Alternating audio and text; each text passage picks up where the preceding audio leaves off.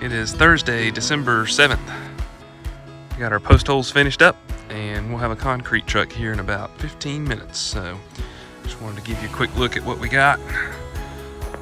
These holes are 48 inches deep. If you can see down at the bottom there, I've got a grade stake driven.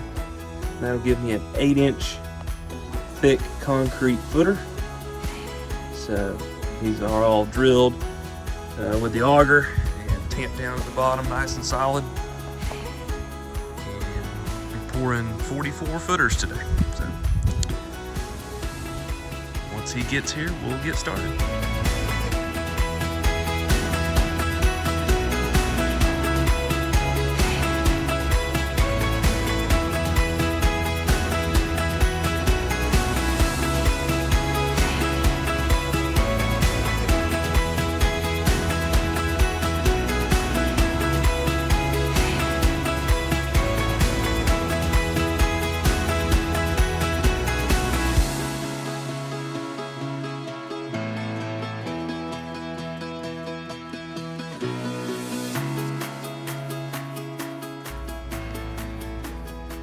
December 8th, we are finally cutting some lumber. This may be the first lumber I've actually cut for the whole house. These are just uplift cleats. These are going to be nailed to the bottom of my posts before we bury them. We're in a high wind zone here. We got to be rated for 131 mile an hour here because of our hurricane issues here in eastern North Carolina. So we will nail these to the bottom of the post and then bury them, and then that gives us a little bit of extra uplift resistance for wind protection.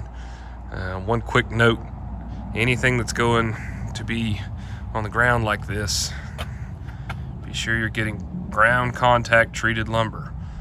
When I went to buy these, they're actually supposed to be 2x6s, but the store I went to did not have ground contact 2x6s, but they had them in 2x8s, so we're going to go with 2x8s. So we're just going to cut all these up into 1 foot lengths, and then they'll get nailed to the bottom of the post before we set them and bury them. So now we're going to go ahead and put our uplift cleats on our posts. As you can see, I got a few done here. See how that looks. I usually I like to give those maybe a 1/4 inch up, because I don't want the post to sit on the cleat. I want to make sure the post bears directly on my concrete pads that I've got poured over there in the post holes. These are 3-ply laminated 2x6 posts, and if you've never worked with these before, they're pretty cool. They're nailed and glued, laminated, and the tops, you can see here, this portion is not treated, and then this portion is treated for embedment in the ground. So make sure you put your cleats on the right end. But that's what the post looks like.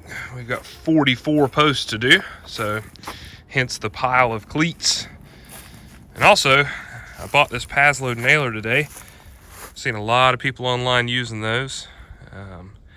And what an investment that is. This thing is awesome.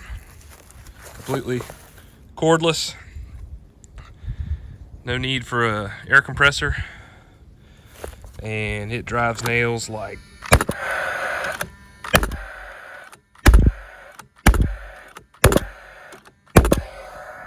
you wouldn't believe.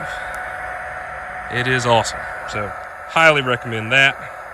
Makes life a lot easier. When I built my first one, we drove all those nails by hand, and this is going to make life a lot easier. So what's that? 5 down, 39 to go. Well, good morning. It's Saturday, December 9th. And today we are finally standing up posts, and so we need some stakes to put up our bracing. So we're gonna make about 50 of these. And thought I'd show you a quick and easy way to do that. If you got your stack of lumber in the truck here, if you can pull out a piece off the bottom, like that, then that stack will hold that. It's like a nice little easy clamp. And then I cut these stakes. It's a 40-inch total length. I get two 30-inch stakes out of that. So one here and one here gives you the angle. Cut your angle off first, cut that one off, and then pull it out again. Repeat process. Makes pretty quick work of it.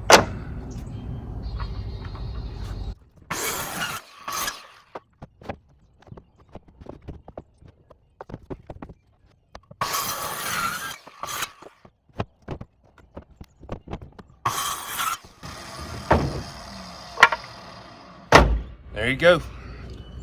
Use your boards for a clamp and make a bunch of stakes. We'll get back here in a little bit and go start driving these and squaring up our posts.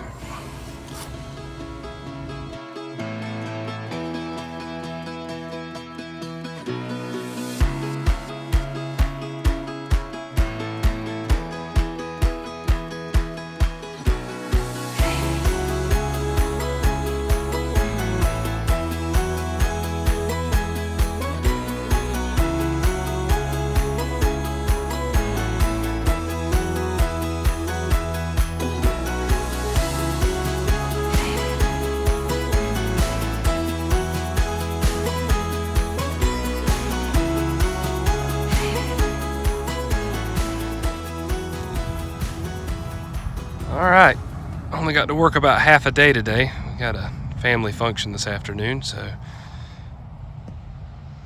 it's just 4 or 5 hours here. We got this front wall, all the posts set, braced up, nice and square. You can kind of come down here and look down that. And we can still do some fine tuning if we need to. But you can see here, there's our post with our uplift cleats sitting on our 24-inch diameter, 8-inch thick concrete pad there. So once we backfill on top of that, no worries about wind ripping these posts out of the ground. Might be overkill, but it's what the engineer asked for, so not too bad for a morning.